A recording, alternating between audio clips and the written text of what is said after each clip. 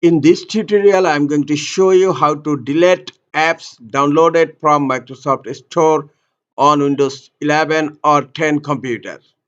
First of all, I'm going to Microsoft Store. In search type Store, click on Microsoft Store.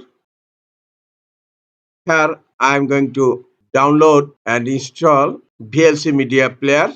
In Store search type VLC Media Player. Then click on Get button.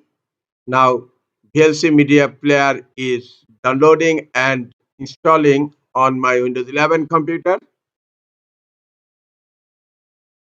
Download and installation finished. Close Microsoft Store. Now I'm going to show you how to uninstall this app. Right click on Start menu, click on Settings. In left menu pane, click on Apps. Then click on Install Apps. In search, type VLC and you will find here VLC Media Player. Click on three dot menu icon on VLC Media Player.